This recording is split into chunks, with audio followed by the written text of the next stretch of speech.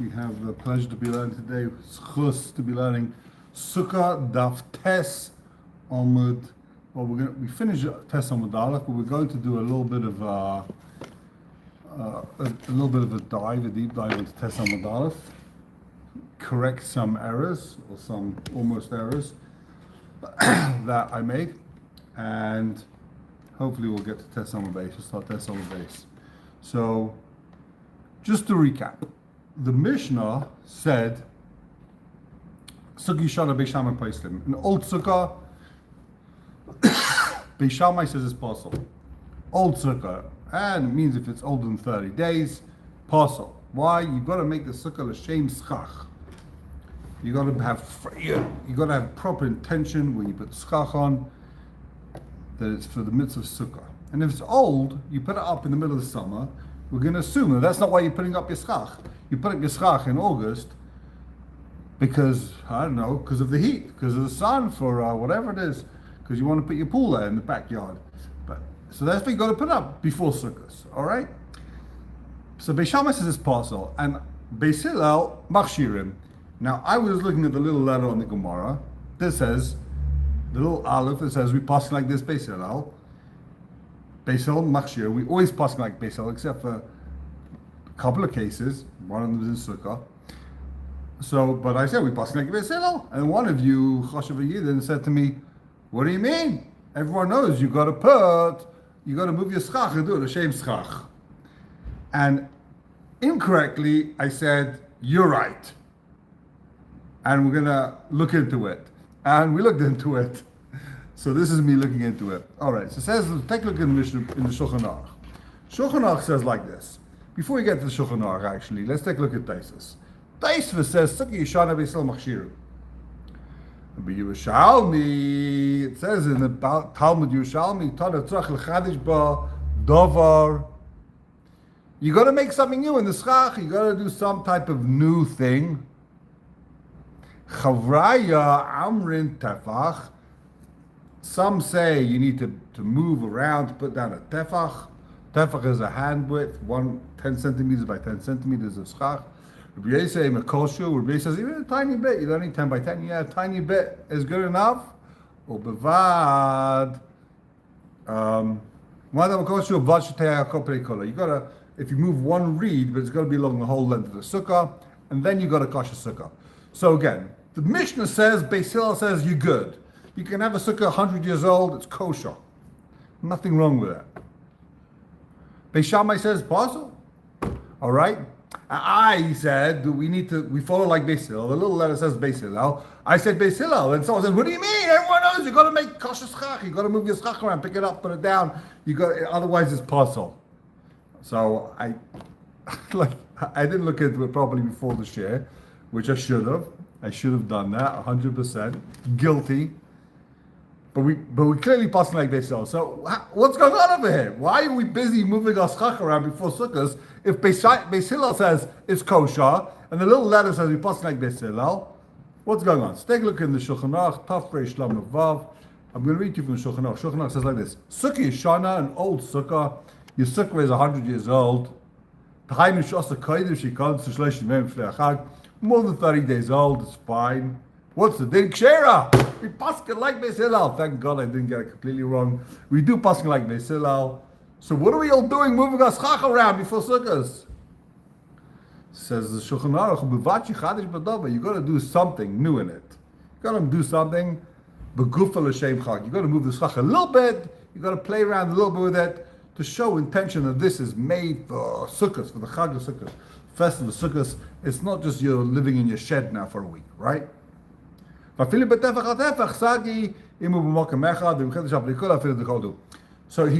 the Shulchan Aruch is clearly passing like this. Yerushalmi, he passes like Beis Hillel, that is kosher, and then he says, B'vad, on condition, he brings in this Yerushalmi. You got to do something new in it. So we all know the Shulchan Aruch, and everyone's mechadish something, and they think, listen, it's only kosher if you move the SUCCAH around. Okay, ואם עשה לשם חג, אפילו מתחילת השנה, כשהרג לא יחדש. It says in the Shulchan Aruch that it doesn't have to be within 30 days. You can build your sukkah 10 months in advance, 12 months in advance, it's fine. Some of Farshim say it's got to be that year. It can't be from the previous sukkah. It can't be 10 years old. The implication is it's got to be that year.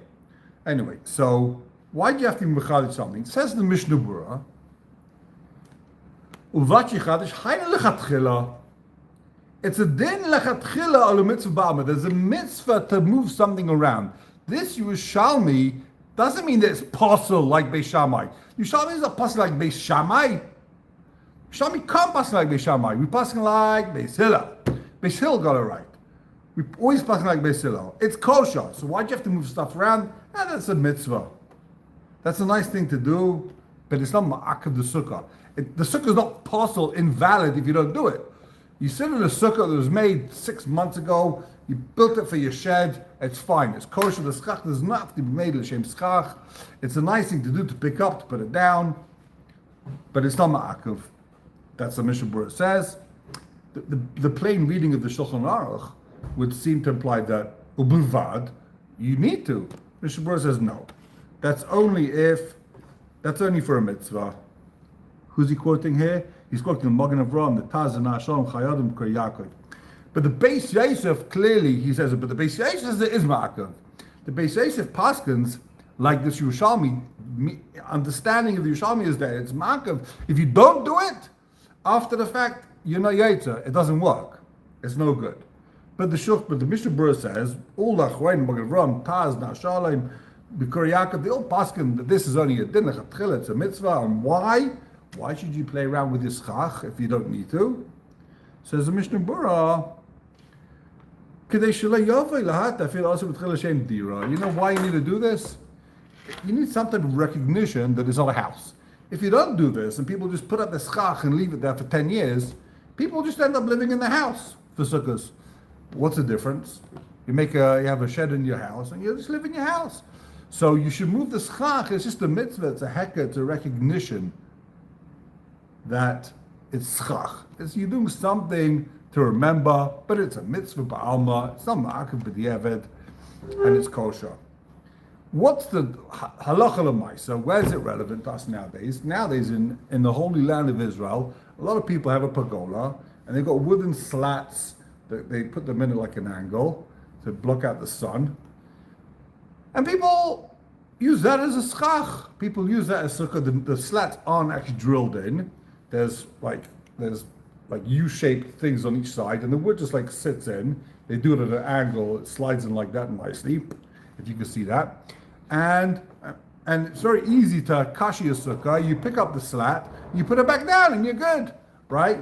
So we either need a tefach al tefach. You got to move 10 centimeters of the slats, or you need al prikula along the whole thing. But that's what you do. So what if you didn't do that? You go to a guy's house, you're sitting there lel sukkahs. I think this happened to me once, more or less. You invited for sukkahs the guy's house. He's sitting in his pergola. He didn't put up the cheap reeds. He's got like this fancy pergola. And you say, did you pick up the slats? Did you do a chiddush? Did you move it? And he says, no. No, I didn't. I forgot. So is it kosher? Yes! Mishnah Berurah says, but the evidence kosher, you can make a bracha. That's the din. That's halacha. It's a kosher sukkah. You don't need to do it. Interestingly, once I did a little bit of a dive into this thing, I see that there's opinions that it's not good enough to pick it up and put it down. Shulchan Aruch says you can't return the old SUCCAH. You need to put in there a new SUCCAH. That's what you got to do.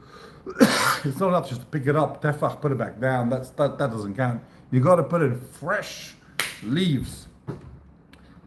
Others argue, but there's definitely an opinion like that. But since I guess it's only a shaylet, you need to do it. So it's a big chiddush to be machmir. Since you don't need to do it, we pass like Beis Hillel. It's a good sukkah. It's a good sukkah. It might not feel like a sukkah. It looks like he's sitting in his pergola, in his porch. But it's a good kosher sukkah. You don't need to renew the wood. If you did, it's machlekes. If you got to put new SUCCAH down, if the old SUCCAH is good enough, how high do you have to pick it up? How high do you have to... Okay. Either way, you need a tefach al tefach. That's definitely the milling and klai. So you're very much bit on this to shake around your SUCCAH, to do it new.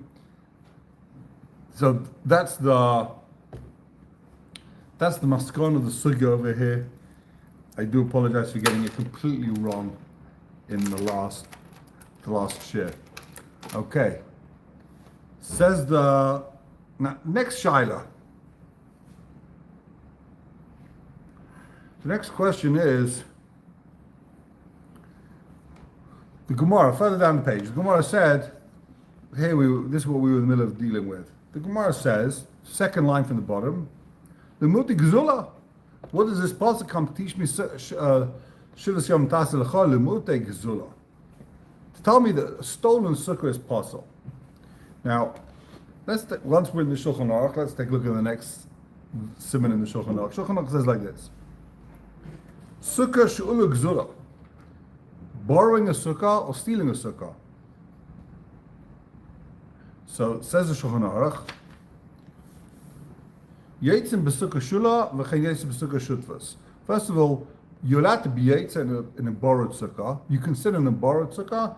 If you own a sukkah, I can come in. You can invite me for a meal. It's not my sukkah. I can sit in your sukkah, right? People have guests on sukkahs. My kids are yaitz in my sukkah. They're borrowing my sukkah, right? It's not theirs. If two people own a sukkah, you're yaitza. It's not like a lulav that has to be your lulav. There's no din here that has to be your sukkah. We learn this out. The pasuk says, "Kol ezach yisrael yeshiv b'sukkos." Melamed to teach me that the whole of Klal Yisrael could sit in one sukkah. Maybe that's the best way of doing it. In other words, and it belongs to everyone. It doesn't belong to one person. So you see that everyone can sit in the sukkah, even if it's shula, even if it's a borrowed sukkah. So says the next siman in the Shulchan Aruch, sukkah gzula ksheira. The stolen sukkah is ksheira. What? We just had a limit there. We just learned here that sukkah gzula is possible. Why does the Shulchan Aruch say sukkah gzula is ksheira? Kasha. Ketzad. What are we talking about? You built a nice sukkah in your back garden. I come in with a big baseball bat and I say, get out. I'm going to sit here now. Are you yaitza? Sukkahs. Are you yaitza? And the answer is yes. You know why? Says the Shulchan Aruch, ein kaken igzeles. You can't steal that. I didn't steal your house. It's still your house, right? That's not called stolen. That's not stolen property. Means you can steal someone's movable property. You can't steal someone's real estate. It's not called stolen, and therefore, obviously, it's forbidden. But it's not considered stolen, and therefore you're yaitza with it. Meaning, you can't do it, but you're yaitza. Why? Because kakein exelis. But what about the wood? I walk into the hardware store and I steal wood and I put it in and I build a sukkah out of it. There you go. So the land can't be stolen. The land still belongs to him. It didn't steal the land, right? I moved into his land. You can't take it away. But what about the wood? What about the beams? You walk into the hardware store, you steal a bunch of beams, you build a sukkah. There you go. Stolen sukkah. L'chayra, according to our gemorah, sukkah gzula should be asa. So that's midaraisa. The Rishonim say that's midaraisa. Midaraisa, biblically, stolen sukkah, you got to give back. But the Chachamim came along and made a takana. The rabbi said, listen, we want people to be able to do tshuva. Guy steals a piece of wood and he builds a house out of it, right? He's not going to knock down his whole house to give back that piece of wood. So what's he going to do? He's not going to come clean. He'll never tell the guy, you know what, I stole your wood. He's never going to come clean, because if he says, I stole your beam, he's going to have to knock down his whole $10 million house to give back that beam, which is midaraisa, biblically. You stole a guy's wood, piece of wood, his beam. You got to give it back to him. You got to knock down the whole house to give it back to this guy. And the Chachamim were worried. No one's ever going to do tshuva. No one's ever going to repent for their sins. And they want to make it easy for a guy to repent. So what do they say? The Chachamim have a mechanism called hefka based on hefka. They say, really, we can be mafkir mammon. We can say that the money belongs to everyone. And therefore, this guy, Jack the robber, doesn't have to give back the beam. He can now refund the money wherever the beam costs. He could pay him instead. That's the takana d'rabbanan. he's allowed to pay back. So therefore, this guy stole wood, built a sukkah out of it. Midoraisa is Gezula. He can't be Yetzer, but Midrabanan, now it belongs to him. Chazal said the beam belongs to him, so therefore, he owes the guy money, so he's Yetzer. It's not called Sukkah Gezula. So what is Sukkah Gezula according to the gemorah? So the Rishonim say, you know what is a Sukkah Gezula? If you built a sukkah on a wagon, you built the sukkah on the wagon, you stole a bunch of wood, you put it on a wagon, or on a svin on a boat, you give it back to the guy. Now you give it to him. That's not a problem. Give him back his wagon, his boat, it's all the wood that you stole, you built a sukkah. Now you can move the sukkah. And the late Achronim say, nowadays you build a sukkah, you don't have to build it into the ground. If you build a sukkah with a bunch of metal beams that's not attached to the ground, the whole thing says, give him back his sukkah. So you can have a sukkah gezula nowadays. If a guy walks into the hardware store, he walks into Osharad, he steals one of those temporary sukkahs, metal frames you throw the SUCCAH on, you stole that, that's a sukkah gezula, you're not Yetzer. There's another question that Rishonim ask over here, a fundamental question. Why do you need a pasuk to tell me that sukkah gezula is possible? We have a principle called mitzvah baba vera. Anytime you do a mitzvah, anytime you do something good, but it comes from something bad, it came from doing a sin, it's not a mitzvah. That's not a mitzvah. Mitzvah has to be clean. You can't steal and go ahead and build something with it, right? It has to be yours. You're not allowed to steal.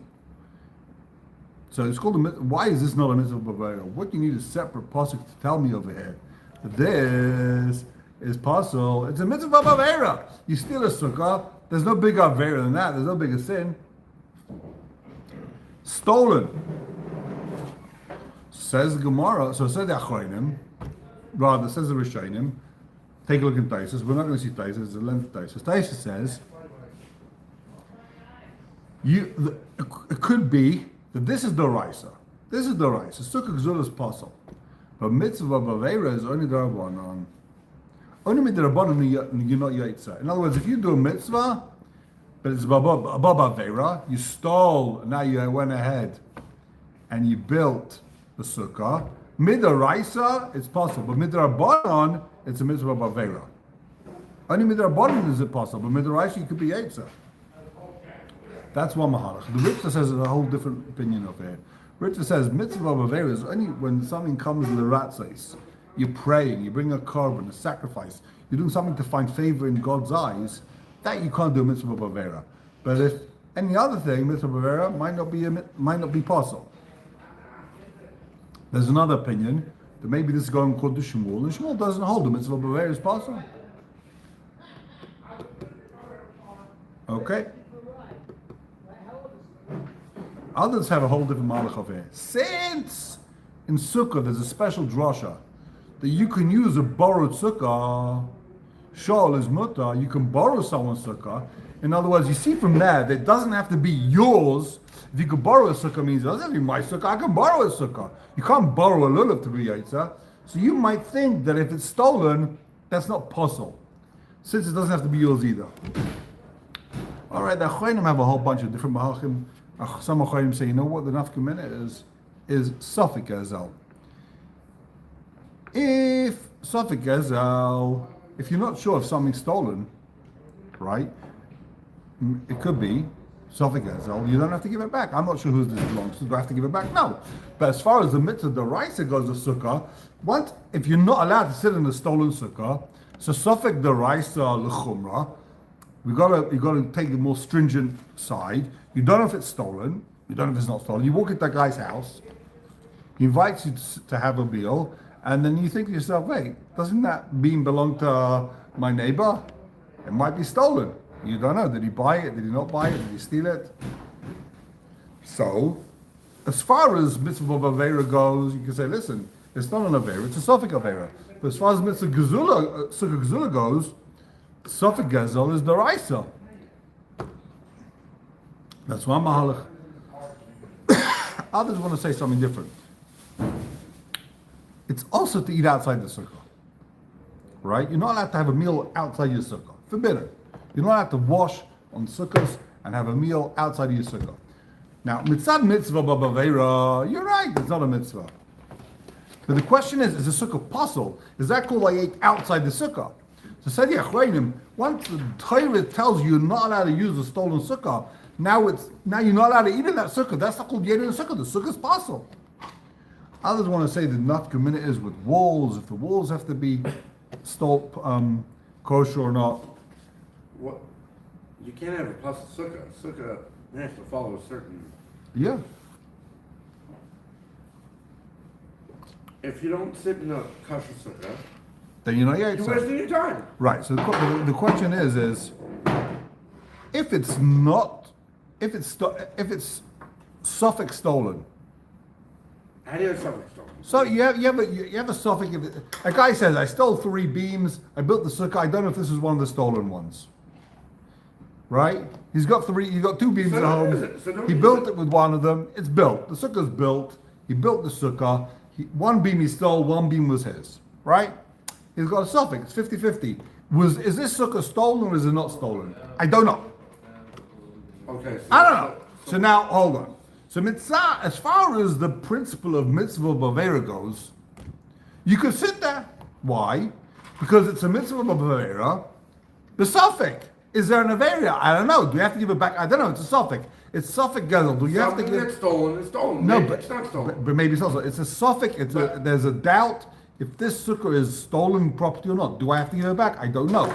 It's a suffix. Therefore, it might be a kosher sukkah. Mitzad mitzvah, mitzad sukkah gezula. If the Torah says you can't sit in a stolen sukkah and you have a suffix deraisa, l'chumrah. Anytime you have a suffix, if something is deraisa, you got to be machmir, so you can't sit in the sukkah. Right. So mitzad mitzvah b'veira, it's good, but mitzad sukkah gezula, mitzad the separate pasuk telling you sukkah gezula is possible, it ain't good. It's no good. You got to be machmir. Sorry, yeah, we don't answer questions from the United Kingdom, UK. Okay, so we're here in the Holy Land of Israel, in Ramat Shemesh. Apologize, I was in the middle of a thought over that. Okay, we'll turn the page. We're on Test Amud base. Good. Test Amud base. New Sugya, new Mishnah, top of the page. Beautiful. Ha'iseh sukkah tachas ha'ilon. If you built your sukkah, nice to know. Sorry, you misguided. Ha'iseh sukkah tachas ha'ilon. If you build your sukkah under a tree, kilu asa b'tei chabayis. It's like you built your sukkah in the house. Now, this is a very strange lashon. If you built your sukkah under a tree, it's like you built it in the house. Well, what does that mean? Just say, if you built your sukkah under a tree, it's possible, and it's not good. What do you mean? It's like you built it in your house. It's like you built it in your garden. It's like you built it in your shed. Well, just say, possible kosher. We're going to have to, well, go figure. Maybe you're not so misguided. Okay. You can't make a dugma. You can't make an example? Well, so we have a principle. The gemorah never wastes a word. Every word is precious. Right, Not one word is wasted. If you could say one word, possible, no good. Why would you say ki'ilu bana b'toich bais? You just wasted 3 words. Does it just tell you that you can't build a sukkah Just in the say house? possible. Just say it's no good. But in the same sentence, it tells you that you can't build a sukkah in the house. Okay. But we wasted words. You agree we wasted words? Why? Possible is 1 word. Ki'ilu bana b'toich bais is 4 words. Because it just taught you that anything that a sukkah that's covered by anything is possible. Okay, there is what to learn from it. We're going to see. Okay. Says the Mishnah.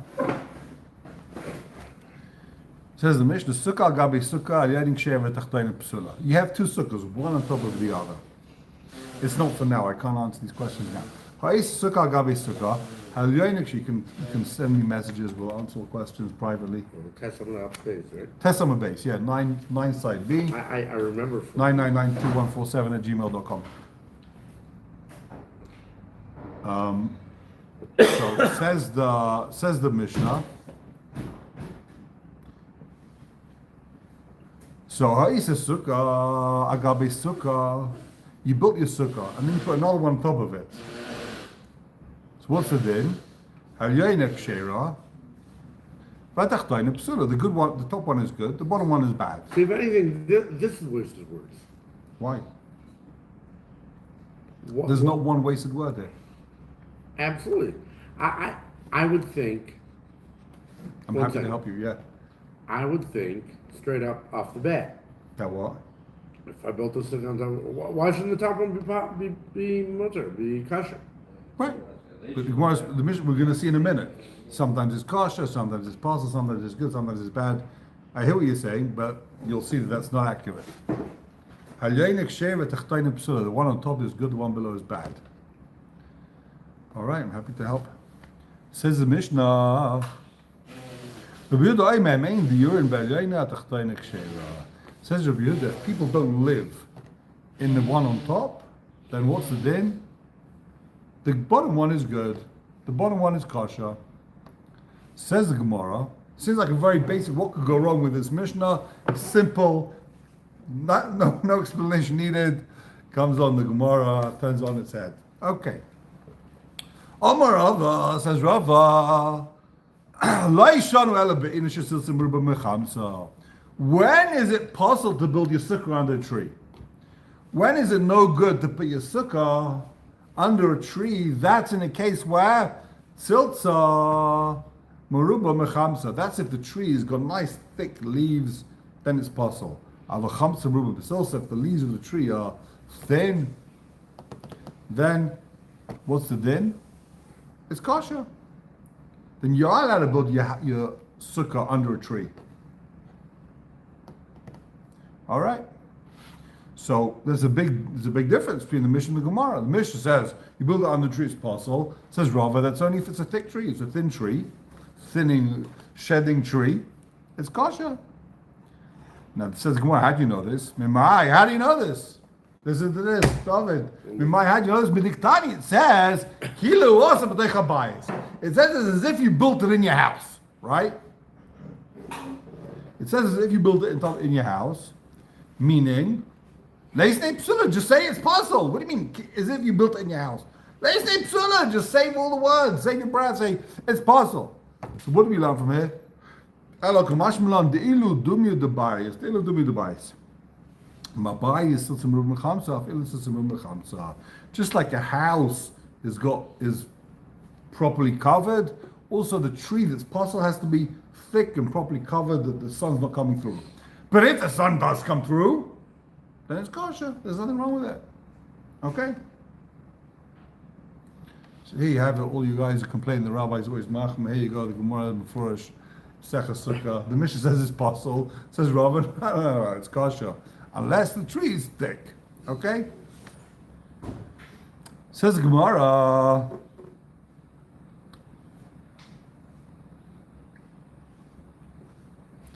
And it starts getting a little bit complicated over here, and it's already 9 o'clock, so I think we're going to have to, we'll carry on a couple of lines. I hope I can see you all at my brother's wedding tonight. You coming, David? For some of it, Who cares if there's rave sun? So now there's a big machlokes. What's going on in the Gemara? You built the sukkah under a tree. Is your sukkah a good sukkah or is it not a good sukkah? Does your sukkah have enough shadow or not? So Rashi understands that the Gemara is talking about a case where your sukkah doesn't have enough cell without the tree.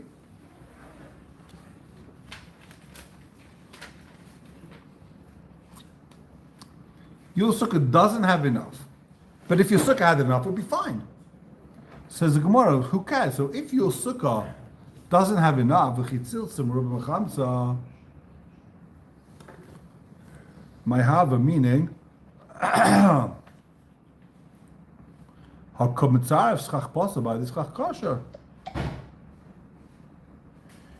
who cares if you got rave chama in the tree? In the end of the day, you're using this schach parcel together with this schach kosher, the good schach with bad schach, to get a majority of schach. And that's no good. You're still using the bad schach.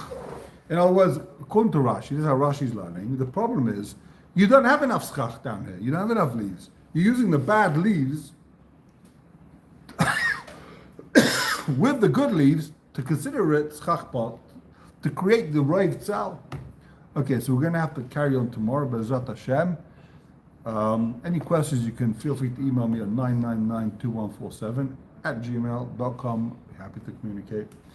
We'll carry on tomorrow, B'ezrat Hashem. Thank you very much. I appreciate all of you watching. I'm sending to you. It's